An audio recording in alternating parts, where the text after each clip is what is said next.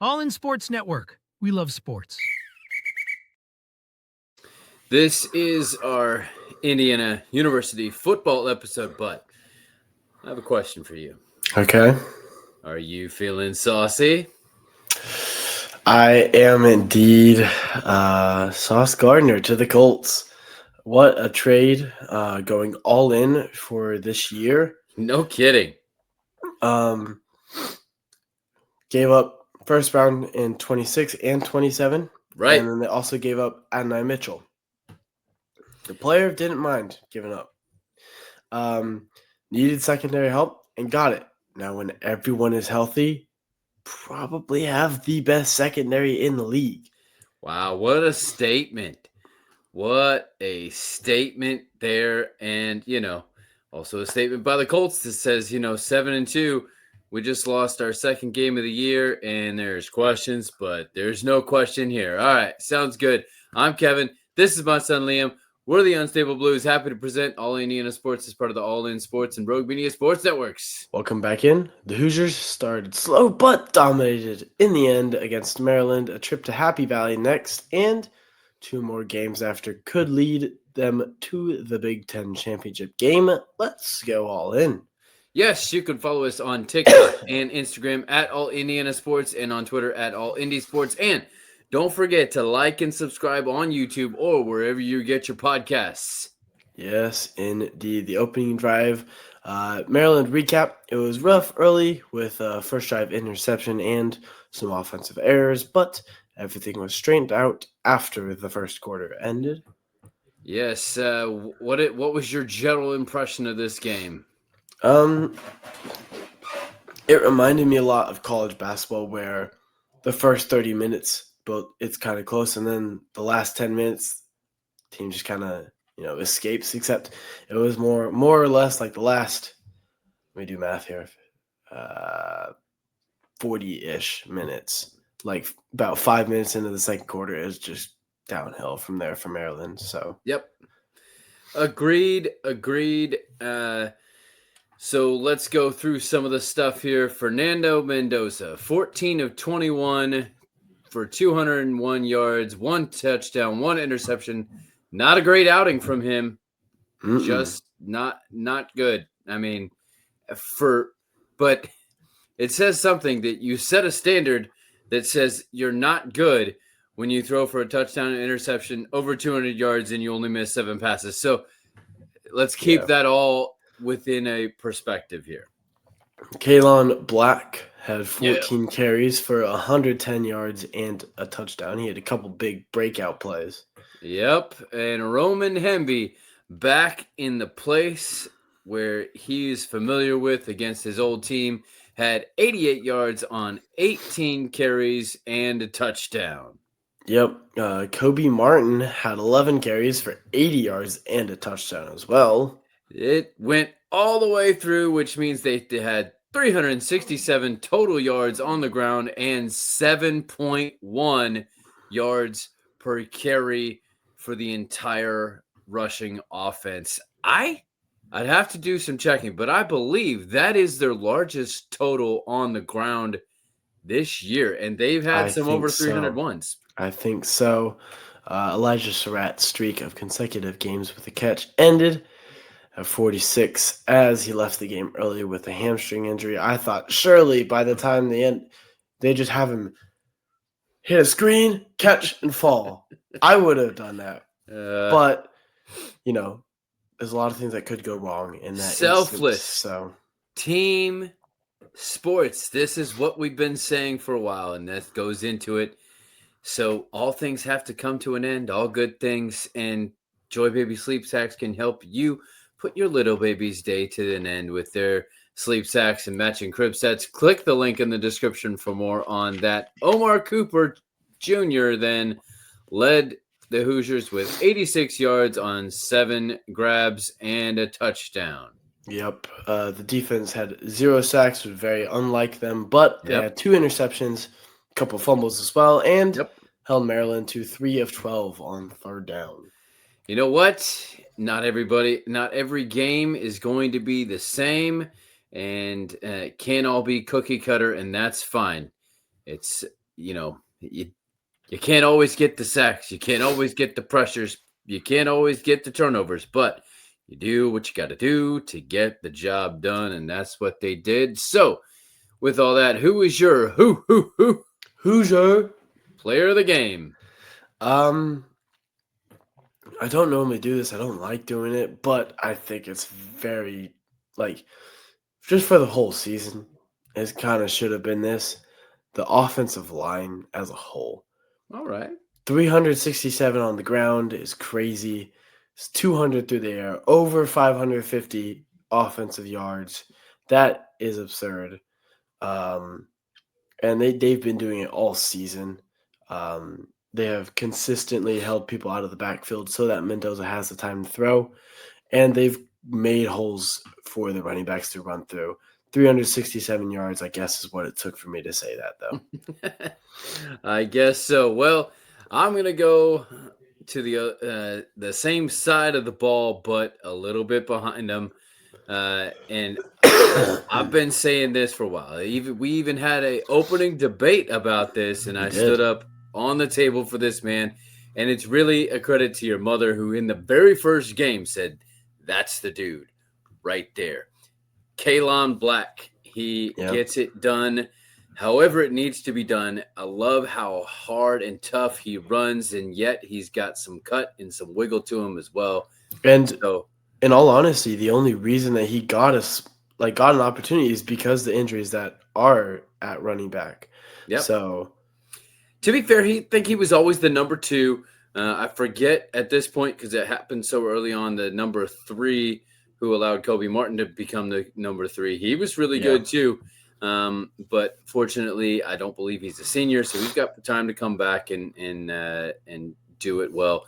Kaelon Black is one of those JMU transfers from the Cignetti program there. So Cignetti bringing his guys along with him. Our Hoosier play of the game is presented by Underdog Fantasy Sports, where you can figure out who you want to do in next game. Take a look at this from them. Football's back, and Underdog is the best place to make picks and win money all season long. Playing on Underdog is easy. Just pick whether your favorite players will go higher or lower on stats like touchdowns, receiving yards, interceptions, and more. Get your picks right, and you could win up to 5,000 times your cash. Download the app today. Sign up with promo code COLTS to score $100 in bonus funds or bonus entries when you play your first $5. That's promo code COLTS. Millions of fans have already won billions making picks on Underdog. Will you be next? Underdog, make picks, win money. Must be 18 and up, 19 and up in Alabama, Nebraska, 19 and up, and in Colorado for some games, 21 and up in Arizona, Massachusetts, and Virginia, and must be present in a state where Underdog Fantasy operates. Terms apply. Offer not valid in Maryland, Michigan, Ohio, and Pennsylvania. Concerned with your play? Call 1-800-GAMBLER or visit www.ncpgambling.org. In New York, call the 24/7 HOPE line at 1-877-8-HOPE-NY or text HOPE-NY. That's 467-369. All right, so here we go. It's time for halftime adjustments. Time to look at Penn State. Doesn't seem as scary as it did at the beginning of the season, but what are your keys for the Hoosiers to win this game in the Valley? Whenever it comes down to it, it's all about how you train. Speaking of training, Farm Hound treats help you train your dogs. Make sure that they behave. We love it here at Country Mountain Dogs. Click the link in the description for more. But it does come down to training, but specifically, Penn State's still a good team. Don't let them use that to their advantage. Keep running the ball. Run the ball. Keep running the ball. That's a normality around here. Use your great offensive line. Spread the ball.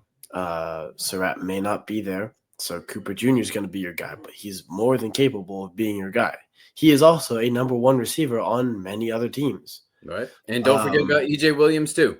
And EJ Williams is very good. Your tight end. I forget his name. Nowakowski. Yes. And Becker did a great job filling in. He only had one catch, but it was a 52-yarder. Yep. So you still have the guys spread the ball.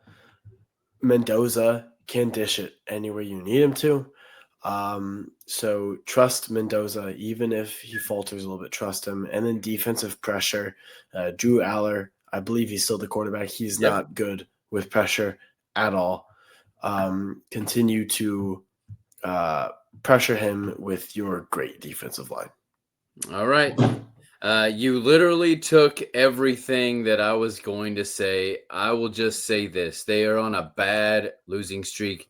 Don't let them rebound. Speaking of which, Open Goal has a great rebounder and goal setup for your backyard. Click the link in the description for more. I had all of it. I knew you were going to talk about the run game, so I didn't even bother. Okay. But I said pressure Aller. Only a couple things that I will ad-lib here. I will give you my normal, because it definitely worked, as opposed to the sacks this past time, and that is protect the ball and take the ball. Win the turnover battle, okay? I will say it's not as a key of a factor in the college game as it is in the NFL, but it still makes a huge difference. So protect the ball on offense, take the ball on defense. Obviously, like, it was a rough start, and what did we say about a Signetti team? They learn from their mistakes, and they don't mess up again. There you go. So I don't expect them to have a rough start ever again anymore. It's just kind of how it goes. Like, they're going to look at that first, 10 minutes of the game, and they are going to coach it up. Yeah. And they're going to say, this is the game. The rest of the game, we fixed it, but don't let this happen again. So don't turn the ball over. Protect the ball. Take the ball on defense. And then I will also say that the Penn State defense is pretty aggressive, right? They're known as linebacker university. And so you're going to want to utilize the screen game. I like it. So in addition to the run game, I think that the screen game can help kind of put the defense on his heels a little bit. And also, still, as you mentioned, they're still a good team. The roster is still the same as it was at the beginning of the season when they were ranked as high as number 2. But Happy Valley is a difficult place to play. It just is. It doesn't matter how bad things are. The fans are going to get raucous, and they're going to Indiana has a target on its back at this point. And so you got to prepare that everyone is going to give you their best, because they would love to be the person to take down number 2. They would love to play spoiler, even if they have no hope at this point, which is what the last 3 teams are for IU. So Agreed. Just prepare for all of those things. Yep. Time now for third and short. It's time for the Big Ten update. Look around at the scores. You can look them up on your own here. I'm not going to run through. Were only 5 games in addition to this one. But as you look at these scores, who do you think was the biggest loser? I'd have to say Nebraska. I think losing that closely contested game to USC is kind of rough, especially since USC hasn't been the greatest. None of the California teams have been that good in the Big Ten this year. So losing that, Nebraska being, pretty solid, losing that has been it was pretty rough for USC. Yeah, I would agree that, because that's it was Nebraska's last good shot at doing something special. I'm going to give you a surprise here and say Michigan only winning by 5 against Purdue at home is that's tough, because Michigan is one of those teams that the Big Ten is looking at, and the potentially the college football world is looking at as a potential sneak into the playoffs. And to only win by 5 at home against Purdue does not do yourself any favors in that regard. You know, for sure. One of those things that they're going to look at is home, away, point differentials, and everything. You win by only 5 against Purdue, who has not done great this year.